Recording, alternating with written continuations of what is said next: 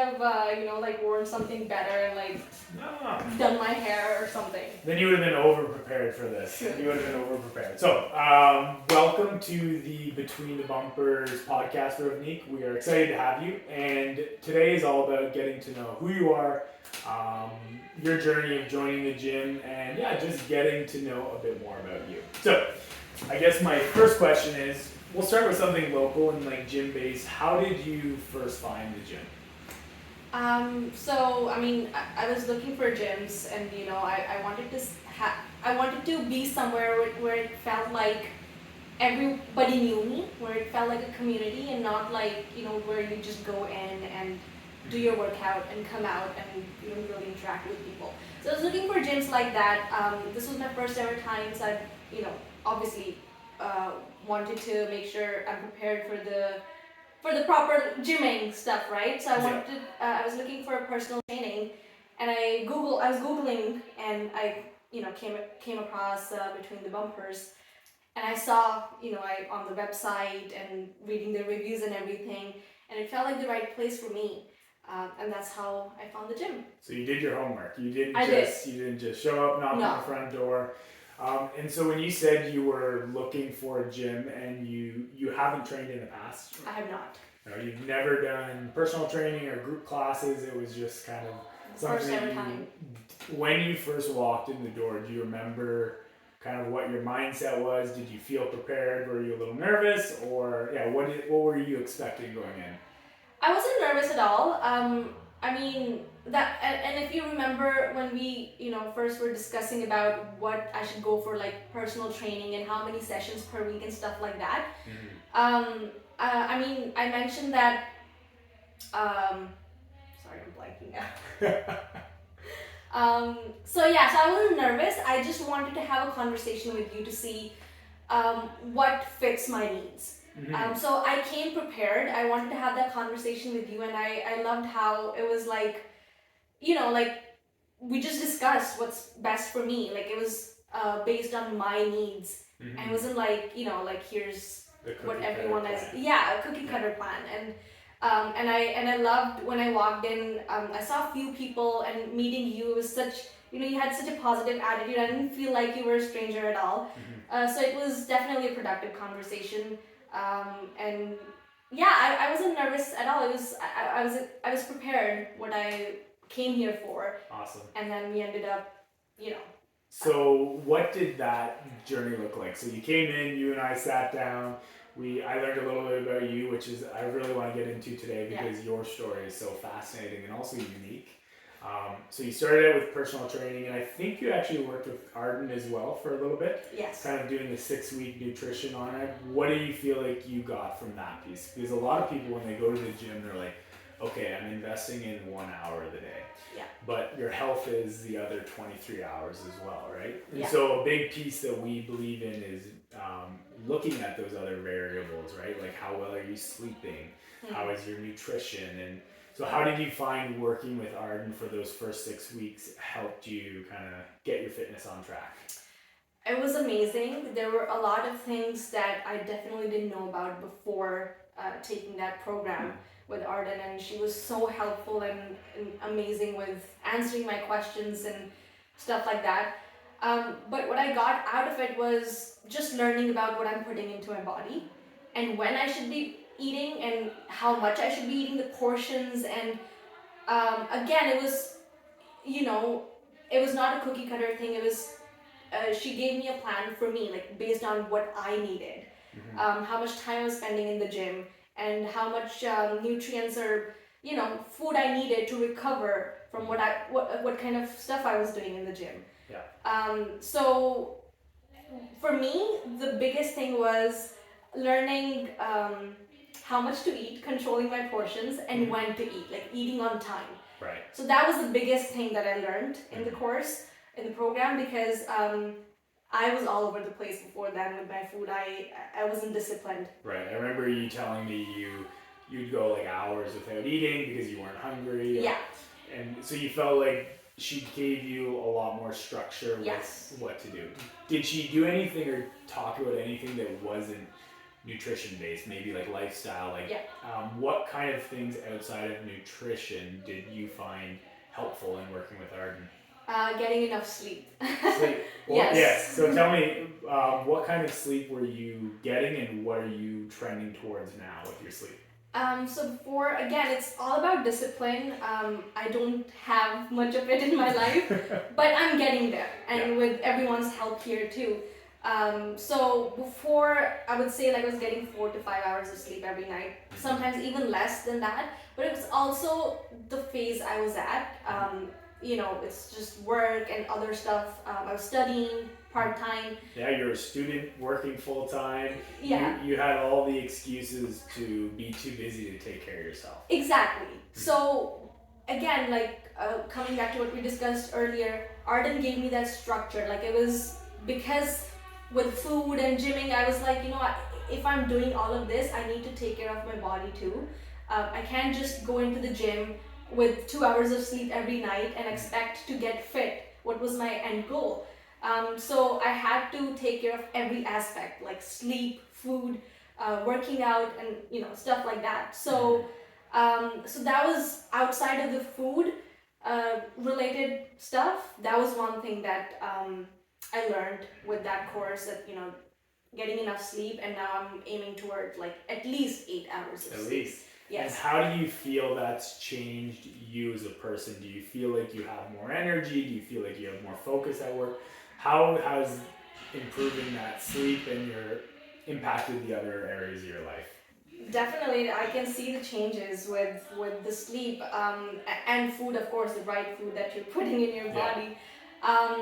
I definitely feel more energized even with my workouts. My recovery time is lower now. And even with work, I feel more productive during the day. Initially, yes, like when I just started working out, it was a bit too much. I would feel tired, but after following the food regime and the sleep, getting proper sleep, I do feel that difference while I'm working or when I'm working out in the gym. I definitely have more energy now. That's awesome. One thing that I think a lot of people don't know about sleep that is so fascinating. So, when your body is sleep deprived, everything is harder, right? And what's very fascinating, especially these last 2 years, everybody's so concerned about their immune system. And so when you get less than 6 hours of sleep in a night, you're actually immune compromised. Your immune system works at about 2/3 of its normal function. So you're about 1/3 immune compromised anytime you get less than 6 hours of sleep. So you're more likely to get sick, you're less likely to recover from workouts, you have less focus and energy. And so as soon as you get that number from less than 6 to above 6, you're gonna get sick less, right? Which means you're gonna be better, employee, you're gonna feel better, you're gonna have more energy. But the other thing it does that a lot of people don't realize is when you sleep more, you actually have a suppression of hunger. So you're not as hungry all the time, right? And your body, in so many different ways, functions so much better. You have lower risk of cancer, right? Which a lot of people don't realize is like chronic sleep deprivation is associated with higher risk of cancer, dementia. I just learned that. Alzheimer's, there you go. And it's one of those things that like once people check that box, and it's a relatively simple one, that's one of the best things you can do for your health and your mood and your energy. People who get up at the same time every day have less depression, and so there's all these amazing things you can do by just prioritizing your sleep. And so that's why we, as much as we try and help people in the gym, it's not enough, right? And so if you can start to work on those other pieces, your sleep, your nutrition, getting exercise outside of the gym, right? Like I know one thing that you and I talked a bit about was getting steps in your day. I was going to bring that up now. Steps was another thing. Stress management, sleep, plus, not just working out in the gym, but also being active outside of it. And we had a goal of we actually didn't have a goal. She just asked me to walk for 15 minutes every day. But I've set a goal for myself of 10,000 steps now, every single day, which I can't always achieve, but I at least, work towards it every day. And so yeah, I also feel the change or I feel the difference when I don't take enough steps. How lethargic and like inactive I feel versus when I work out in the gym and then go back and I'm always like um, moving around, not just sitting at one spot even while working. So I see that difference definitely. And so, what I want to ask you now is because you have a very fascinating line of work, right? So, can you tell everybody like what is it you do for work, and how did you get into that? Like, what was the journey from where you? Yeah, tell us that kind of story of what you do and how you got into that. Sure.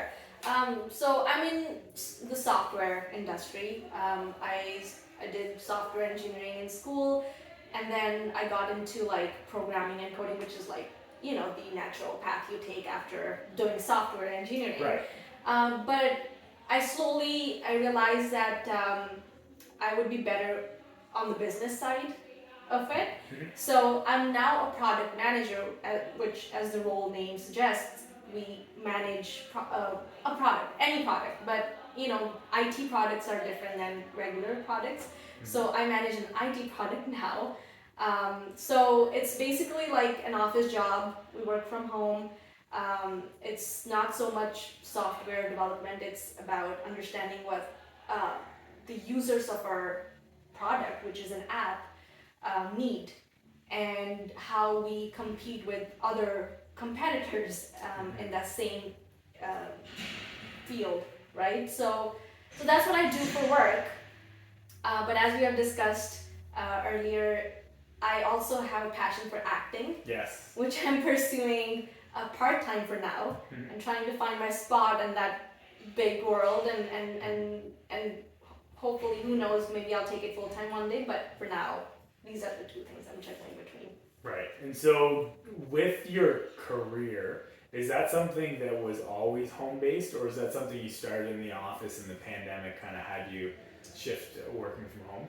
Yeah, exactly. So it was, I started going into the office when I first started that job, and then with pandemic, we started working from home, and now we have like this hybrid model of work where people can work remote if they want, or come into the office, which I think is like a standard everywhere now. But I prefer to stay at home. It gives me that flexibility of going for appointments whenever I want, and doing and coming to the gym whenever I want to. So give me the pros and the cons of working from home, because it's very interesting, because I see a lot of people throughout the week who have very different feelings about how the pandemic impacted them. Because for most people it meant working from home, right? And everybody thinks, well, if you talk to an extrovert, it's like it's terrible, I'm in solitary confinement, sure, I can do my laundry in the middle of the day, but it's awful. You talk to an introvert, it's like, I've never had more peace. And so I'm always fascinated to hear, how did that impact you, that initial transition? Was it hard? Was it easy? What did that look like? You described it well. I'm an introvert too, and it was great. I love working from home. Again, like if I talk about the pros, it just gives me that flexibility, and it gives me.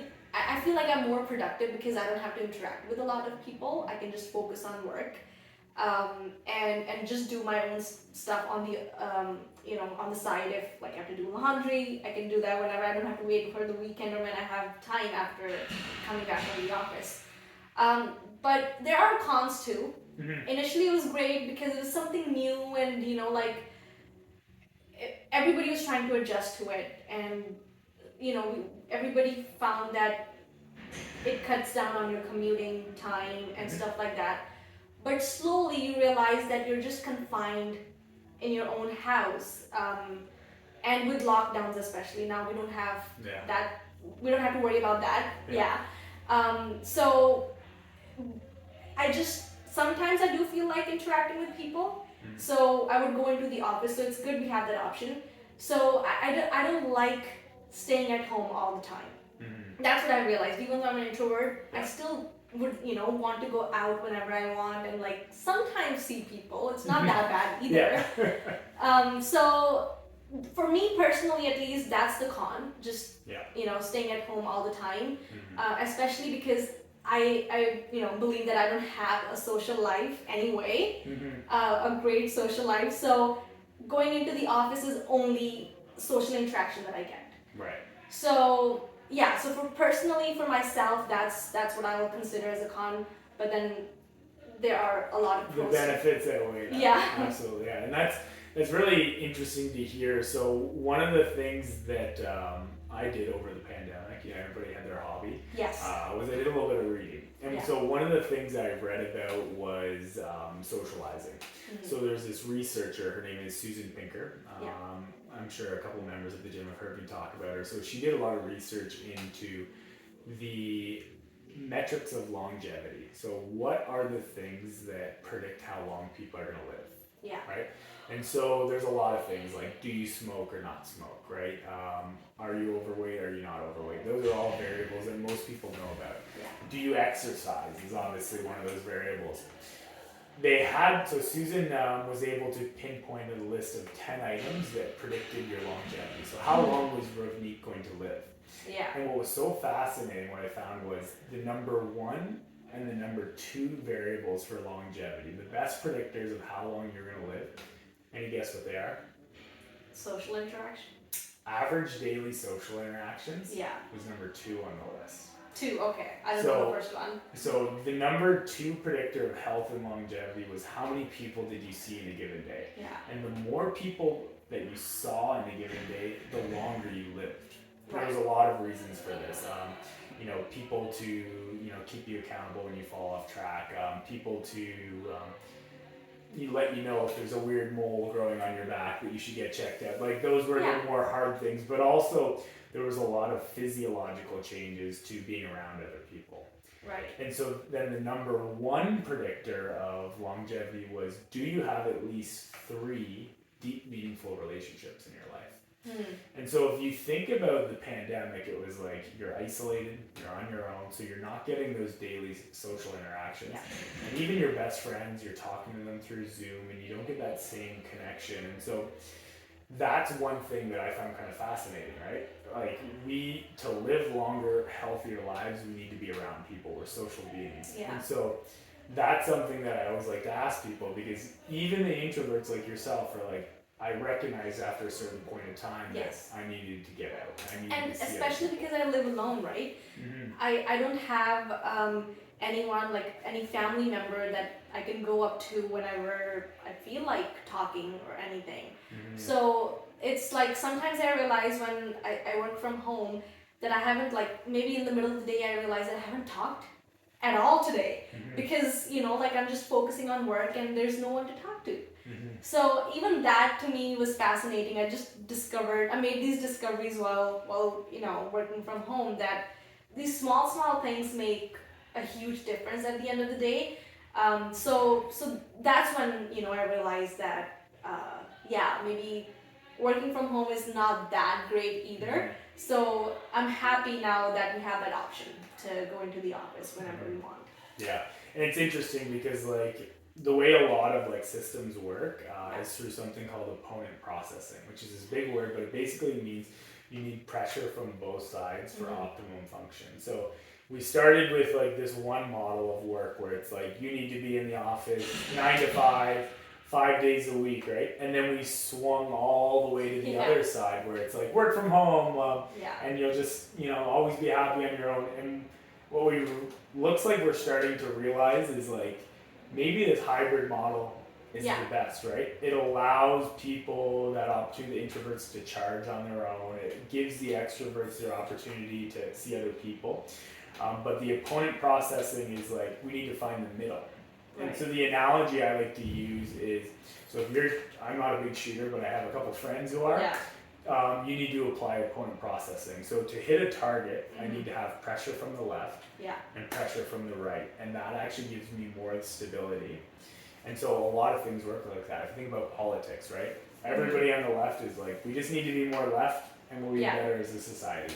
Everybody on the right is we just need to be more right and we'll be better. But it's more likely that it's the pressure from both sides that help us find that middle position. Nobody wants to admit it, right? Because we all have our biases and positions. But that kind of makes me think about maybe that's where most things need to go from a societal standpoint. I But agree. one thing you touched on that was really cool was how you felt better when you got out and did different things, and like when you were moving. And so, do you think that the pandemic, in some regard, was one of the things that helped you appreciate and find the gym? Yes. One of the factors. Mhm. Um, I mean, my biggest factor was I had weight gain. Um, because of not because of inactivity or anything, just some other factors, and so that was the biggest reason why I wanted to come to the gym and lose some weight. But then yes, like even I realized sitting at home that when we were going into the office I was more active, and another thing is with lockdowns, I like to be active with sports and do stuff outside and running and swimming, but everything was closed. I could still go running. That was one kind of exercise that I was getting. But I wanted more. Exactly, right? So I wanted more, and I started in February, and that's the reason why, because I couldn't do anything outside. It's just too cold. Yeah. So yeah, so it was that's the thought behind why pandemic being one of the reasons why I wanted to start coming to the gym and just get more out of it. Right. Work out better than what I just do on a regular basis. And so what I would say is like 90, I'm pulling this number out of thin air, but I would say something like 90% of people who come to the gym, the first thing they say to me is like, I want to lose 5 pounds, 10 pounds, 100 pounds, whatever their number is, but I want to lose weight is generally the primary goal.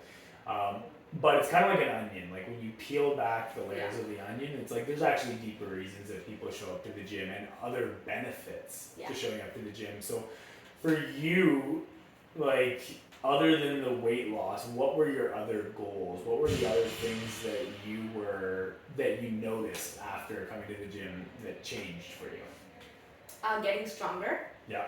That was one thing. And just having more energy, like after a workout, initially I would feel tired, to be honest. Yeah. Oh yeah.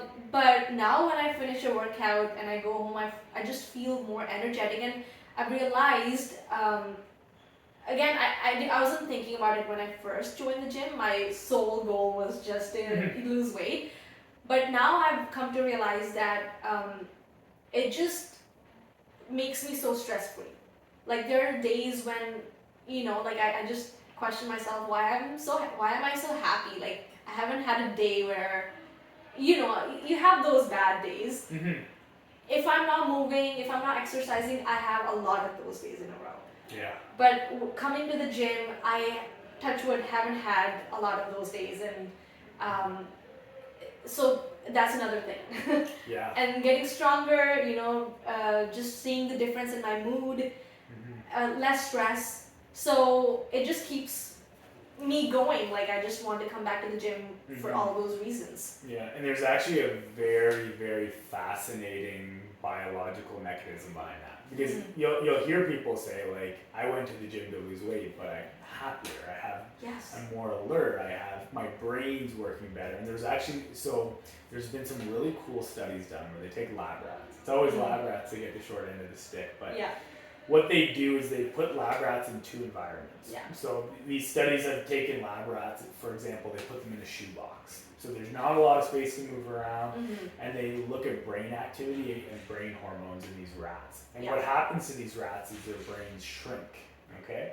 And so what happens is basically when you're in a small environment, our biology is very efficient. It wants to minimize the energy expenditure. And so the biology of the brain knows that my environment's very small. Yeah. And so it stops producing what's called brain-derived neurotrophic factor, BDNF. It's like a steroid for the brain.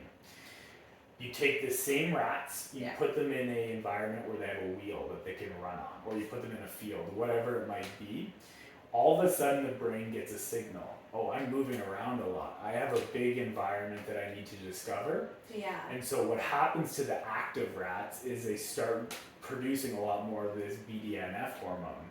that grows the brain, strengthens the connections between neurons, and actually improves mood, improves energy. So there's like a very strong like evolutionary underpinning. Like the more you move, the more your brain thinks I have a bigger environment to be in. So I need to learn more. So I need to produce more hormones. So Right. a lot of people just think that the development of like better mental health from the gym is just like arbitrary, but it's like there's a very cool scientific underpinning. So we're basically, when we're in here on the bikes or the Yeah. rowers, we're that same lab rat getting the movement, and our brain's like, uh-oh, my environment's getting bigger. Right. I need to have a bigger brain and a stronger brain to handle this bigger environment. So for a lot of people, they think about the physical benefits, but those mental benefits are so important, and it's such a fascinating way that we kind of elicit them, and it makes a lot of sense when you understand that. Yeah. And I'm so, loving this conversation, just getting to learn a lot of new things. yeah, I mean, it's one of those things that's very, I think it's always helpful to know the mechanism Yes. behind things, because then, you know, you understand the why, right? The The deeper why. meaning, Yeah. and you're more likely to do things if you understand that. Of course. So the next thing I want to ask you about is acting. Yes. So acting is something, so you got into it when, like, what on earth got you, because the idea to me to like standing in front of the camera and like acting is terrifying. What got you into it? How did that come to be? Tell me about acting. So I love being on stage in the limelight since I was a kid. My mom made it a point to make me that way. So I don't know, I've wanted to be an actor since I can remember, but I never took it like seriously when it, came to my profession. Like I never really, I always thought of more conventional jobs. So I kind of like just fell off the wagon there. And then after I started working in IT, whatever I do right now, and because of the pandemic again, I just thought I wanted something different. I wanted to maybe a hobby or just explore different options, career options maybe even. I wasn't that serious. I just wanted to like go back and see how would I have done if I actually became an actor. So it was like out of boredom, and I wanted to just see how much of a good actor I would be if I tried it. So it started with training. I wasn't expecting a lot out of it. So I started training and I realized that I actually love it so much that I want to pursue it as my career. But of course I didn't want to like just, leave my job and go into acting. I wanted to like take that more safer path of trying part-time gigs and then see where it takes me before I leave my current career and move into acting full-time. So that's how it started. I think because of the pandemic, I was bored. I wanted to explore my passion again. So yeah, that's how it started. And it actually, I started early last year. So it's been a year and a half now. Okay. Yeah. And so with acting, it's what I've learned about any career Yeah. is when you look at it from the outside, it looks simple. Yes. Right? Whether it's, well, maybe not software engineering, but most things from the outside look complex. I love the analogy of a car, right? Yeah. Your car is simple, right? You turn the key, you press on the gas, and it goes. It's simple until it's not. Yes. It's not, right? It breaks down, makes a funny noise, and then you flip the hood up and you're like, oh my gosh, what have I gotten into? I feel like that's the case with acting, right? Acting from the surface, it's like you just go out there and you pretend to be somebody. What were the things about acting that when you opened the hood were like, holy cow, like, what surprised you about it? A lot. You're absolutely right. There were a lot of things that I did not know about, even though, again, like I say it was my passion, but I never tried it, right? I saw other actors and I was like, I can easily do that. But there are a lot of technical things that you have to take care of. Yes, you can be emotionally available, you can be vulnerable and all of that. Like some people have tendency to be more emotional than the others, which is really good for acting, but that's not it. They become the person they're trying to convey. So that's one thing we learn in acting. You don't become the person. You are the person. everything's within you. You just have to bring it out. Okay. Right? So even if we see a villain in the movie, that person is within that the actor who's portraying it. Whatever he's trying to showcase in that character is within him. Because you can be bad sometimes, right? Right. Some people are worse than the others, but you don't know where they come from, what their background is, how they became that way. So, long story short, is that's one first thing that we learned. You never become someone, you are that person. Try to tap into your inner self and find that person. So it's like, well, that's one part of it.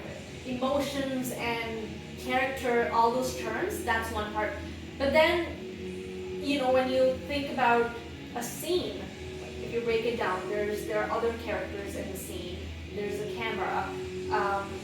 You might have to give multiple shots of the same scene, so you can bring it out every single time, right? Like if you have to cry in a scene, you can cry in the first go, but what happens in the second and third and fourth take? So that's what we learned in that course, that how to manage those things, how not to run out of energy in that first take, conserve it. So that's the technical part, like where to look when the camera is in front of you. Never look directly into the camera, right? Uh-oh. So those are the things, like Right. besides what we think acting is, like emotions and stuff like that. There are a lot of technicalities, a lot of technical work that we have to learn about too. So that made it more complex. Right. Which of course, when we watch a movie, we just see that person and we appreciate them, that how good of a job they did. But that's just one part of it. Right? There's a camera, there are other people around, you have to make sure that you're looking at the right spot. So that just made me appreciate what actors do even more. And it's a really tough job. It is, like, I think they deserve what they get paid for, because it's not easy. Right. So one thing you said that I found fascinating was, like, you do not become the person, it's within you, right? Yeah. So would you consider yourself like a very empathetic person? Can you like look at other people and be like, oh, I feel there? Like, is that something that you feel like you excel at? Like, you can look at that person who's having a bad day and you kind of feel for them? Not always. Not always. So, I have those days when I'm being judgmental and just not thinking properly. But I do feel that I am more. I can understand where a person comes from, why someone treated me the way they did, or what, even if it's not projected towards me, even in general. But when I started learning acting, that just made me realize that even more, that's something we, not just as actors, but as people, as human beings, we need to do that more, just understand where a person comes from. I feel like humans in general are kind, and if someone is not kind, it's because of their circumstances. So I always like to look at different angles, right? If someone is being mean to me, why are they mean? Yeah. So it's probably not you, it's probably something internal for them. Yeah. So I mean, if it's my family member, I can talk to them more openly and just try to understand what's happening. But if it's a stranger, I just let it be. I don't take it personally. Yeah. On most days again. Almost, yeah, nobody's perfect. Yeah. That's really interesting because, one thing that I always hear from people is like this idea like, oh, I could never be like that person, or I could never see myself. Like the classic one you hear in like your history classes is like people saying like, I could never be like the Nazi guard, right? Yeah. But in the type, like you hear, the types of people who think they could never do wrong are often the people who do, right? They have this naivete, but being able to actually put yourself in somebody else's shoes and then pull that from, because we all have the capacity for good, for bad, for humor, for laughter, for emotion, and it's very cool to hear you talk about the profession, because it's, on the surface it's acting, on the inside it's like diving into your own psychology and being like, okay, what do I need to do to be, in the emotional person in the scene. What do I need to pull from myself? Yeah, exactly. And then to do so with endurance, right? Like you just said, like it's easy to cry once, right? But can you cry 5 times in a row in the same scene? And so that's like one of the mantras we have at the gym is be consistent, not heroic. And that's what it made me think about, right? It's like anybody can do a great workout once, or anybody can nail a scene once. But what if the director didn't catch the right angle or wants to try a slightly different touch? And that's like a big like meta rule for life. It's like I'm a big believer, and through air, like so many things in my life I used to do like all or nothing, right? Like I'm gonna do this and I'm gonna do this 100%. Right. But if it doesn't work out, the quote unquote the director doesn't catch that frame. Okay, can you do it again? Yeah. And so oftentimes it's learning to do things sub-maximally. Yeah. So that you can repeat them. Have you found that in your life, using that analogy, you've taken some skills from acting like that and applied them to areas of your life? Yeah. Consciously, unconsciously, I have like being empathetic is one of them for sure. And it's like one thing, just have to observe people, right? Just to be good at what you're trying to do. But even in the gym, you just like already explained it better. But when we start a workout, you always say that don't run out of energy. Be consistent, right? Like sometimes we just like go all in excitement and just we don't conserve that energy. And then towards the end of the workout, we're tired and we can't give our best. So that's what I've learned, that be consistent. Don't like jump into it and just like then have no energy later on to keep going. Start slow, see how you feel, and then strategize. Have a strategy accordingly to finish that thing off. Yeah, I love that. So looks like we're in quite the storm here. Yeah. One thing I wanted to ask is, so we've gotten to know who Ravneek is a little bit, right? You have multiple skills. It's you're not a one-trick pony. You do a lot of things, and you do a lot of things very well. What is one thing that maybe I should have asked you about that I haven't yet? Like, I have this skill or this talent, or this is there something that I haven't quite? Not really. I think you described me perfectly. There are a lot of things that I want to do in life, but we have had this discussion before where, instead of focusing on multiple things at the same time, pick one thing and explore that fully, because then you'll get the most out of it. Otherwise, our attention is, diverted amongst all these different things, and we can focus on one thing perfectly. So that's advice I needed to hear. That's something I need to remind myself of all the time. Yeah, but it came from you to me, and I think of it all the time now too. Because, again, I don't know if it's a good thing or a bad thing, but I want to do everything. It's just my personality. Yeah. I want to be able to say that I know all of these things that I've tried, but then I'm not able to give my 100% to each thing that I do. I just know a little bit of everything. So if you want to pursue something, with passion and like perfectly, then you have to focus on that one thing without thinking about these other. They're almost like distractions at that point, right? So yeah. I love that. It's like this idea that you need to master the rules before you can break them, right? Yeah. It's one of the things I talk about with my coaches a lot. It's like when you're coaching a class and you're learning. So like one of our coaches, Kaylee, is going through the internship process right now. Yeah. I had this conversation with her today. It's like when you're first learning, you want to learn all the rules and parameters, and you want to do them perfectly, right? You want to follow the class script. Yeah. You want to do this at this time. You want to make sure not to miss anything. And once you've mastered the rules, then you can learn to break them. But you need to humble yourself enough to say, I don't know enough about this topic.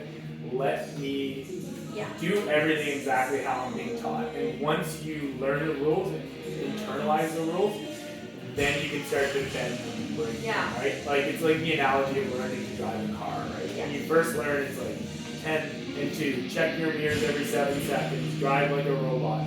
Yeah. And it sounds bad, but you see people now, they're like driving with their foot, like reading the And because it's part of you, you don't have to think about it, right? And that's what even during my personal training sessions with Curtis, when we were preparing me for the group sessions, he taught me that, like there were certain movements that I wasn't quite catching. And it was because I just needed to practice them more. And I was thinking about them a lot, which is why I wasn't able to execute them properly. So he just said that you have to do it more often to internalize them, so that once I've done it enough times, I don't have to think about it, and that's when I'll get better at it, and that's when I can just be better at it. And I just said it, but just make more improvements there. Yeah, it's like tying your shoe, right? When you're a kid, it's like learning all the little steps, and now if I ask you to tie your shoe, you're like, yeah, just do it. Right? Exactly. It's like a lot of people, for example, with like passwords, like they don't know what their password is, but they've internalized the hand the hand movements when you're typing. When it happens with me a lot too, and when you actually have to, like, if you're typing it after a long time and you have to try and remember it, you can't remember it because it's just what is it called, like